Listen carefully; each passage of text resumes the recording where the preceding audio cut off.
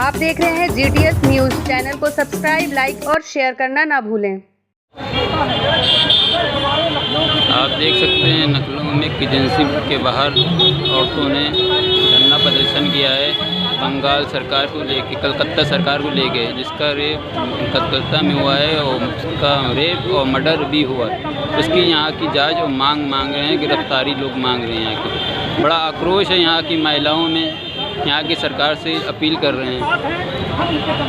आप देख सकते हैं और आगे भी कभी जरूरत पड़ेगी हम उनके साथ रहेंगे। और हम ये भी कहना चाहते हैं कि इस तरह के प्रदर्शन हमारे लिए नए नहीं है। कई वर्षों से हम लोग इसी तरह के प्रदर्शनों में भाग लेते रहे हैं, लेकिन विडम्बना ये है कि जैसे जैसे हमारा समाज और देश प्रगति करता है उसी तरह से इस तरह की घटनाएं भी बढ़ रही हैं। इसलिए हमें ये देखना पड़ेगा कि हमारा विकास किस तरफ जा रहा है और हमारे विकास में कहीं न कहीं विकार तो नहीं है जो इस तरह की घटनाओं को बढ़ा रहा है।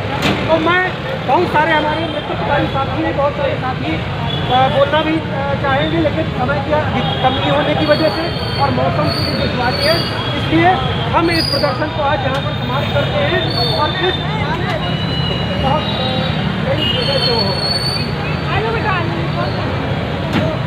चलिए एक संक्षेप में आखिरी वक्ता है आपकी बात रखेंगे और इसके बाद हम बात की समाप्ति घोषणा करेंगे।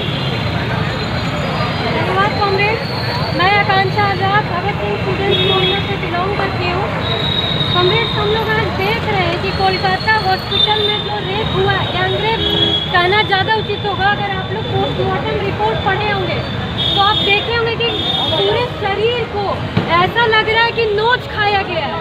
कोई पूरी बर्बरता के साथ उसका न सिर्फ गैंगरेप किया गया, बल्कि इस तरह से कोई जानवर जैसे किसी औरत के शरीर को नोच रहा हो उस तरह का हस्त बनाकर छोड़ा गया।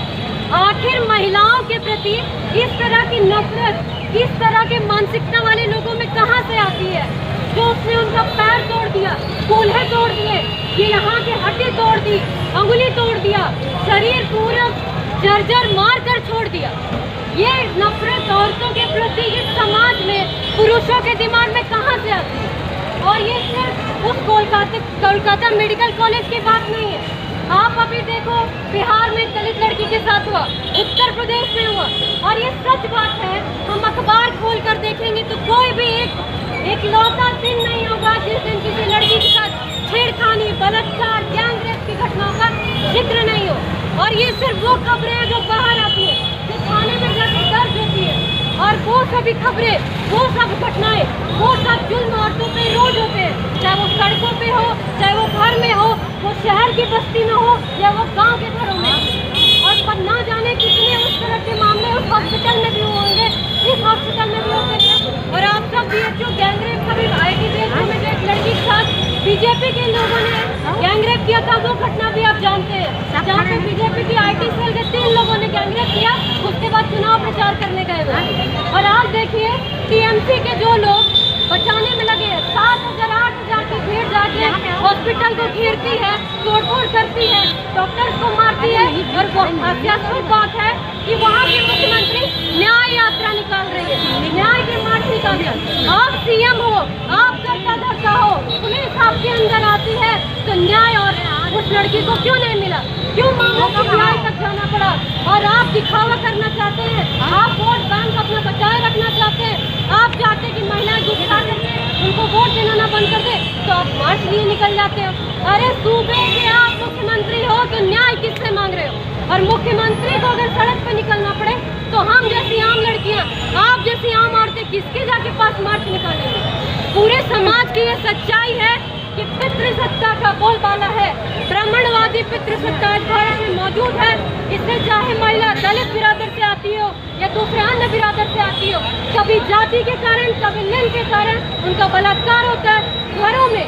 आप सब जानते हैं जितने रेप केसेस होते हैं, ये डेटा है कि अधिकतर मामले आपके जान पहचान से किसी अपराधी द्वारा किए होते हैं। आपके चाचा होते हैं, आपके मामा होते हैं, आपके सौतेले बाप होते हैं, कई बार दादा होते हैं। और ये भी आज भारत की स्थिति है कि कई बार आपके खुद के बाप आपके साथ बलात्कार करते हैं। और ये कोई अनकही बात नहीं है, अब नेट उठा के खोले आपको सब मिलेगी। तो मूल बात ये नहीं है कि आज हम किसी एक घटना के लिए आक्रोशित होकर के सड़क पे आए और फिर वापस अपने घरों की ओर लौट जाएं। वरना फिर यही होगा कि हमको फिर किसी लड़की के लिए क्या पता कल वो लड़की हम हो जाए।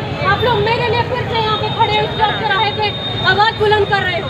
तो जरूरी है कि जब तक हम इस भ्रमणवादी पितृसत्ता को खत्म नहीं करेंगे तब तक कोई बदलाव नहीं होगा।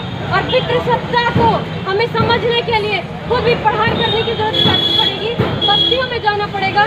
जो वर्किंग क्लास की महिलाएं हैं, जो मेहनतकश महिलाएं, जो आम जनता झेलती है, जो सेक्सुअल हैरेसमेंट हम वर्क प्लेस पे लड़कियां झेलती है, उसके बारे में भी बात करना पड़ेगा। आज हम देख रहे हैं कि डॉक्टर के साथ ऐसा हुआ, उसके साथ कितना काम कराएगा। डॉक्टर बिना कोई रेस्ट लिए, बिना कोई आराम किए काम कर रहे हैं। आज तमाम ऑफिस में भी विशाखा गाइडलाइंस लागू नहीं है। क्यों लागू नहीं है? जब सुप्रीम कोर्ट का आदेश है कि हर वर्किंग प्लेस में जहाँ भी महिलाएं हैं वो विशाखा गाइडलाइन लागू होना चाहिए, चाहे वो यूनिवर्सिटी हो चाहे कोई कॉर्पोरेट ऑफिस। लेकिन हम देखते हैं कि कोई भी मैकेनिज्म नहीं है जब महिलाएं आवाज़ उठा सके। हम इंतजार करते हैं जब कोई जघन्य अपराध हो। हमारी भावनाएं भी तभी उफान मारती है जब कोई बर्बर घटना हो। आम रेप ये नहीं कह रहे कि रेप गलत, मतलब आम बात है, लेकिन जिसमें लड़की को बस बलात्कार करके छोड़ दिया गया उसमें हमारी आवाज़ नहीं निकलती।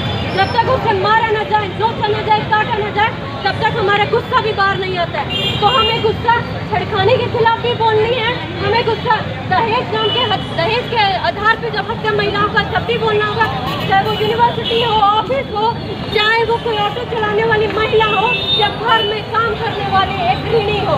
किसी पे भी जब भी कुछ इस तरह की महिला होने के कारण लिंग के आधार पे अगर उन पर कोई जुल्म होता है तो हमको इसी इंटेंसिटी के साथ अपनी आवाज़ उठानी चाहिए। इसी के साथ मैं अपनी बात खत्म करती हूँ। इनकलाब जिंदाबाद। आप देख रहे थे जैसे कि प्रदर्शन कर रही